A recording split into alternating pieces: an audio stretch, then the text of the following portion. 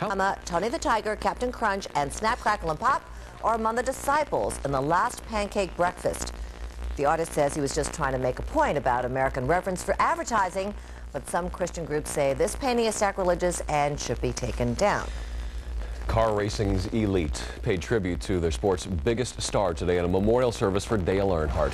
Thousands of NASCAR fetishes. It seems more and more people are exploring, experimenting, and yes, enjoying this once secret sexual world.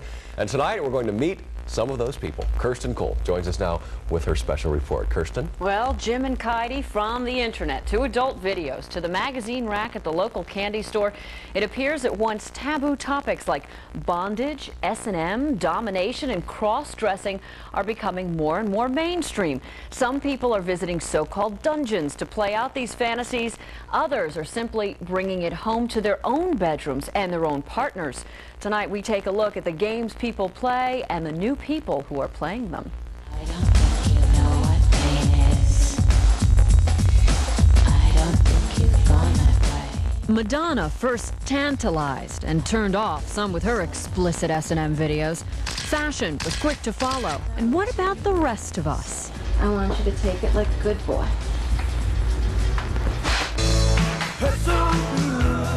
Studies find a third of us have some sort of S&M or fetish fantasies. It's not deviant sex, it's different sex. Different, as in foot worship.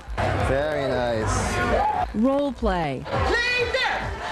Domination. Whips and cuffs. But a mere 1% routinely brings it into their bedroom. Many more, though, will explore. But this well-heeled crowd is super secretive, most not wanting to appear on camera. So they turn to shops that cater to their needs, websites that advertise their wares, and magazines to find a rendezvous location to explore fetish fantasies. People get bored. People are tired of each other. It's much more easier to find groups and people and clubs and places to do this. 10, 20 years ago, you really had to do your research because they didn't have the internet. Places like the Purple Passion provide everything a dominant or submissive needs, but at a price. Hundreds for leather dresses and the like. But clients don't complain. Then dive into their underground dungeons, and what will you find? Mistress Sasha has chosen to keep her identity a secret, but reveals what people pay her $250 an hour or more for, and it's all legal. Well, there's fetishes like high-heeled shoes, stockings, women smoking, different kinds of clothes, latex, leather, PVC. There's infantilism, where they want to be treated like a baby. There's medical scenarios. To most of us, this would be pain, not pleasure. But in the S&M world, this brand of torture is a turn-on. Slight little whips and even hot wax stimulates the skin.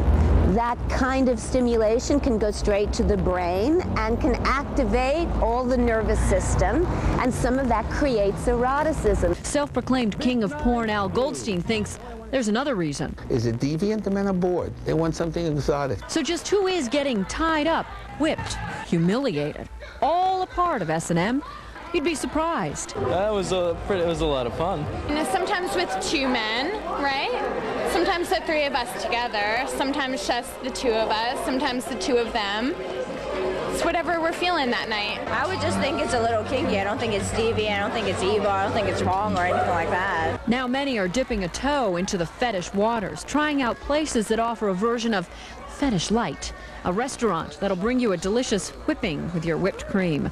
And it doesn't look like fetish is a phase that'll pass anytime soon. I think everyone has a fetish. Sex reigns. Viva la sex. You'll never go back to straight world once you try it. Obviously, there is a lot more to this, like how far people will go to satisfy their fetish fantasies. We're going to explore that one a little bit more tomorrow. This in part 2 tomorrow. Now, talking with your dominatrix. Well, not your dominatrix, not but my personal dominatrix. With one's dominatrix, right. Mr. Sasha.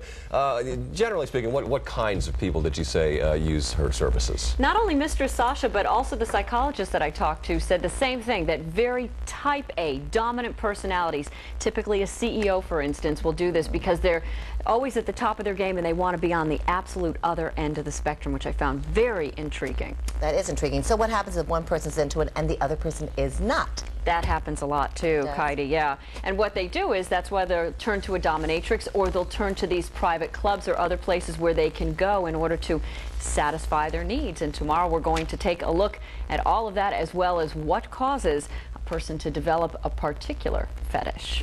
I'm looking forward to it. Thank you, Kristen. There to help out.